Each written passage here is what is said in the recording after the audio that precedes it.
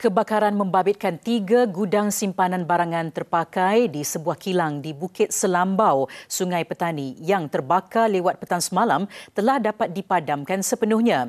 Ketua Polis Daerah Kuala Muda, Assistant Commissioner Zaidi Cik Hassan dalam satu kenyataan memaklumkan, insiden itu dilaporkan berlaku jam 7.50 malam dan turut membabitkan letupan seperti bunga api.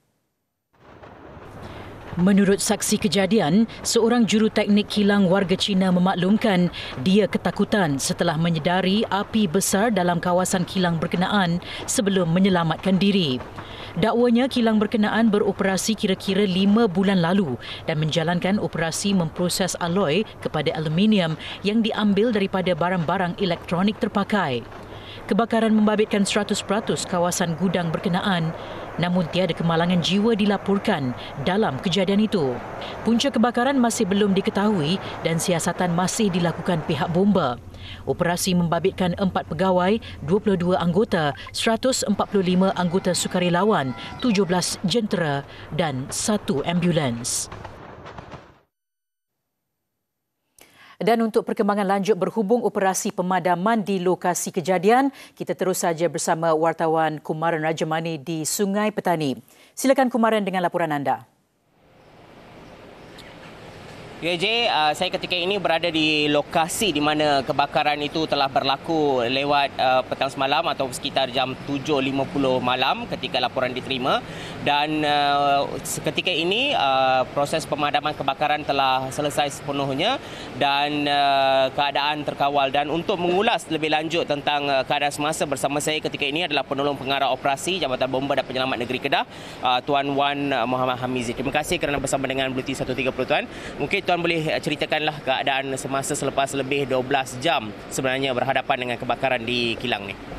Okey, selepas hampir 14 jam kita menjalankan operasi dan setakat ini kita dah berada di peringkat akhir proses pemadaman yang kita panggil proses overhaul untuk memastikan tiada lagi sisa-sisa kebakaran yang boleh menyebabkan kemerobakan yang lebih yang barulah. Setakat ini kita berada di peringkat akhir proses pemadaman. Apa bentuk kesukaran yang dialami oleh pihak bomba, ya, Tuan, memandangkan mengambil masa yang cukup panjang? Okey, sebenarnya kawasan ini adalah kawasan yang agak luas yang merangkumi 3 sektor kawasan dipercayai gudang lah. Jadi melibatkan manpower dan juga pada masa sama juga bahan-bahan yang terlibat dalam kebakaran ini adalah kebanyakan bahan yang agak mudah terbakar dan kita mengambil masa yang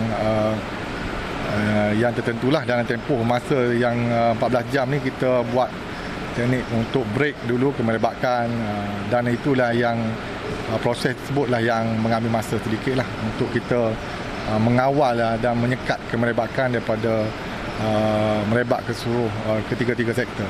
Tadi Tuan ada sebut tentang jumlah sektor ni. Mungkin Tuan boleh cerita sikit berapa banyak yang berjaya diselamatkan dan berapa banyak kemusnahan yang telah dialami. Okey, daripada keseluruhan ketiga-tiga sektor gudang ini sendiri, kita telah berjaya menyelamatkan hampir 60% daripada keseluruhan bangunan ini dan hanya 40% yang tidak dapat diselamatkan kebakaran. Dan kita dengan kepantasan kita lah, dengan juga bantuan agensi lain, kita berjaya menyekat kemerobakan api tersebut daripada merebak ke seluruh kawasan kilang di tiga-tiga sektor ni lah. Baik, terima kasih, Tuan. Dan saya juga difahamkan bahawa pasukan forensik bomba akan melakukan siasatan mendalam tentang apakah punca kebakaran yang berlaku di kilang ini. Sekian laporan langsung dari Bukit Selambau, J.